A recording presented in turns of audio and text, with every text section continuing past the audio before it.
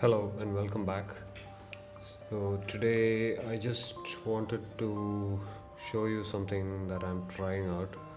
Um, you can see here these are three of my older resin cars, and they seem to be getting this whitish um, layer that's been forming over the insect specimen after the cast has been done. If you look at my older videos for this, you can see when the cast was done, it was pretty um, dark and black and turned out pretty alright. But afterwards, as it's been sitting, these whitish, almost like air bubble layers have been forming. Here it's the same thing. And I'm not sure whether this is air bubbles coming from within or some sort of a chemical reaction that's happening afterwards. It mostly seems to happen over the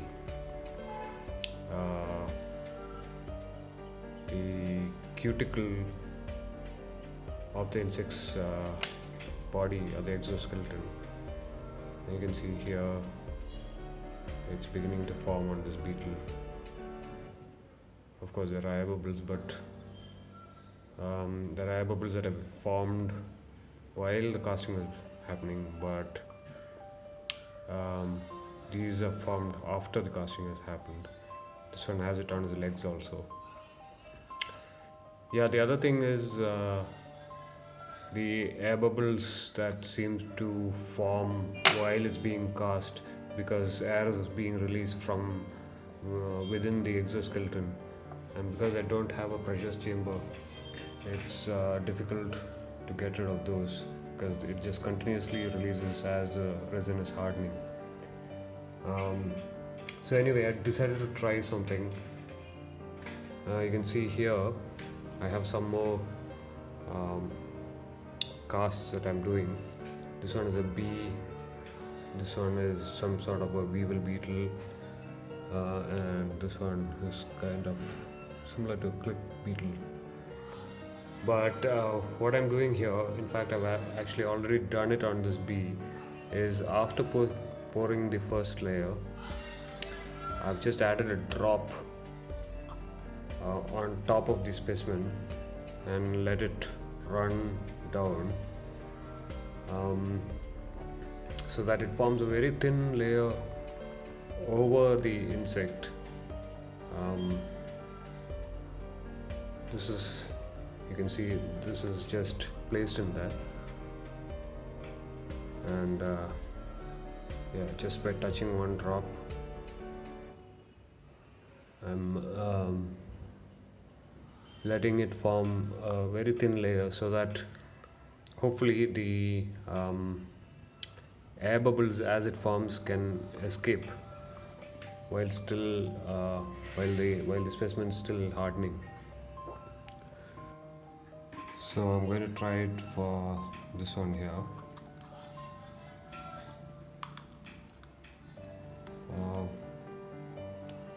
Last night I cast this and I forgot to place the specimen while it was hardening. So now I'm just pouring this thin layer at the bottom. Anyway, I let it go slide across or on top of the specimen.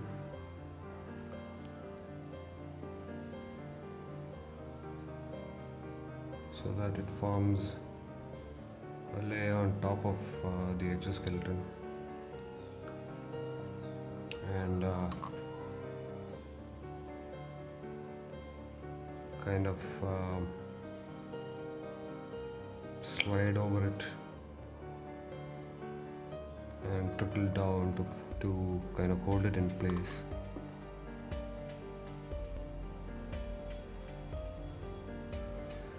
So that any air bubbles that are formed will can escape, because the layer is very thin on top of it. And same thing for this.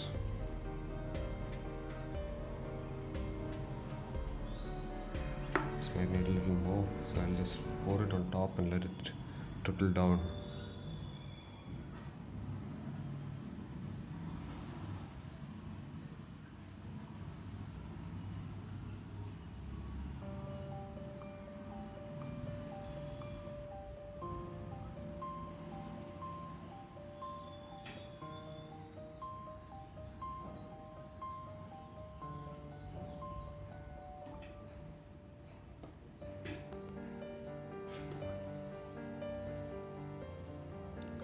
There you go. Hopefully this will give me better results. So yeah, I poured this. I have this one, which I've also poured on top, and this bee, this blue banded bee. So let's see.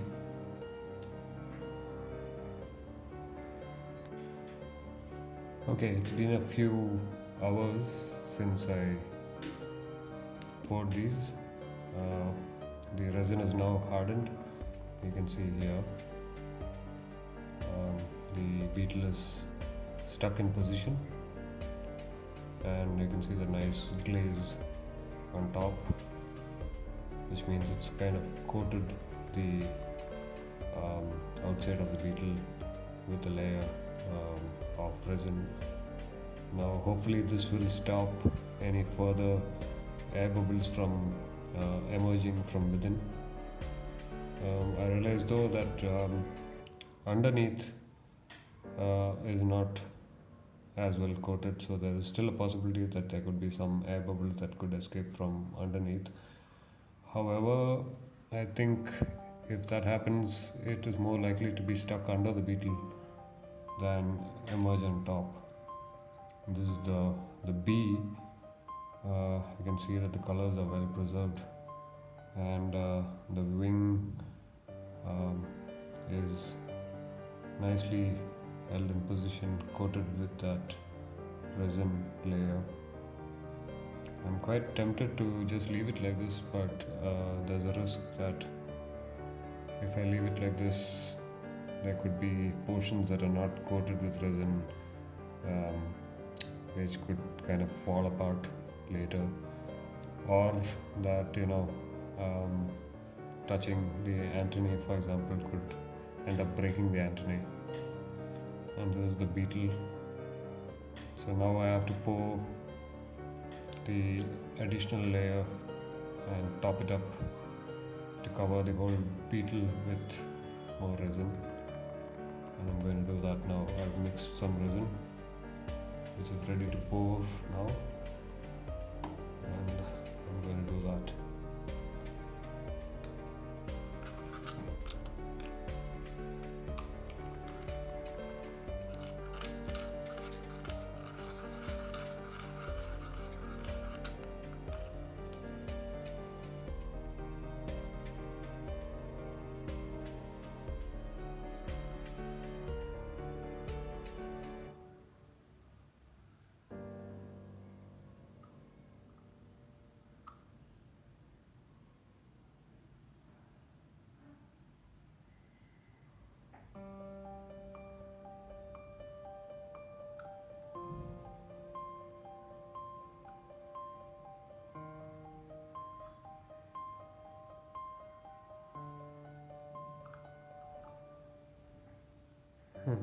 It seems to be taking up a lot more resin than I had calculated. Oh, you can see that there's some air bubbles emerging from under the beetle. One large one that emerged, which is on top here, and there's another one emerging from below. So as I guessed, there are still bubbles that could emerge from within that could mess up the cast, but it's likely to be a lot less with this technique. I will pour this one also. Don't know if you have enough resin.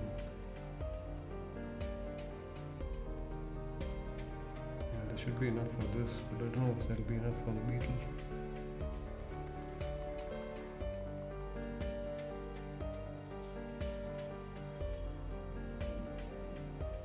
Oops. No, I don't have enough for that one, so I think I'll just top this up.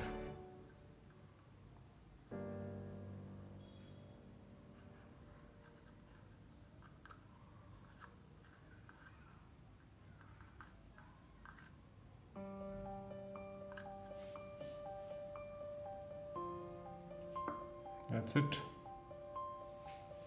Now there are still some bubbles I can see that have emerged over here. Hopefully they should come out and burst on top, or I will use a pin or something to remove the ones that emerge to the top.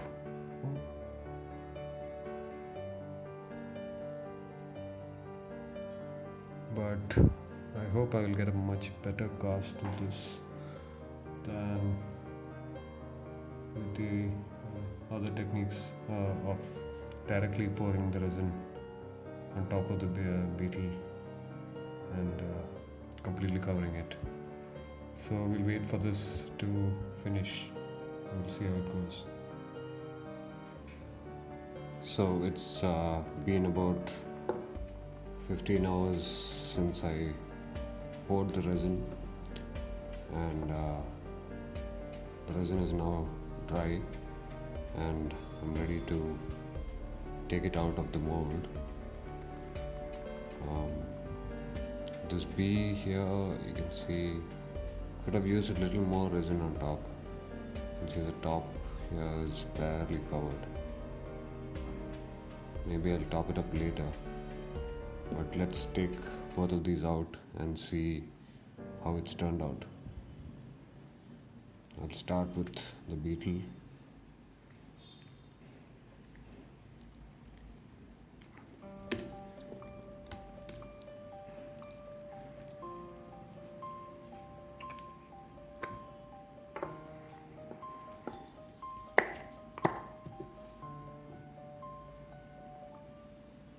It's turned out quite good, but you can see under there's an air bubble. There's a big air bubble at the base, and also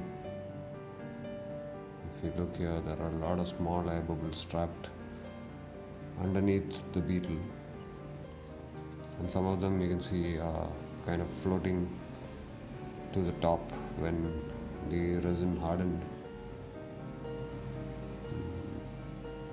But the top of it is quite clear, so I think it has helped make the top free of air bubbles, but the bottom part has not turned out the way the top has. There's a lot more air bubbles at the bottom. Maybe the next time I should maybe also dip the beetle from the bottom in liquid resin before pouring the top like I did here. And this bee, let's see how this has turned out.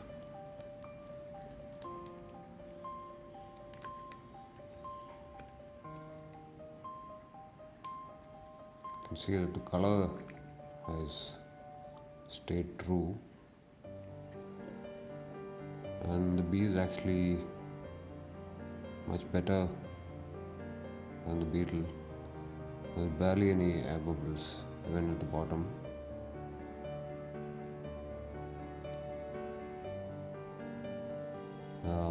Yeah, this has actually turned out much better. There's hardly any air bubbles, but yeah, I could have actually topped it up a little more. It's barely covering the bee. So yeah, I think coating the insect in resin uh, before completely immersing it within a resin cast, I think definitely helps. And next time I'd probably try and dip it in resin, the whole insect, rather than just pouring it over the top. I think that might give me a better cast. And I don't know about the white sheen that I talked about earlier. um, Let me show you this one that I was referring to. I don't know if these will start to show the same type of white covering later on, but that's something to wait and see for the future. Maybe sometime later I'll try and do an update to show whether that appears in this also. That's it from me. Bye for now.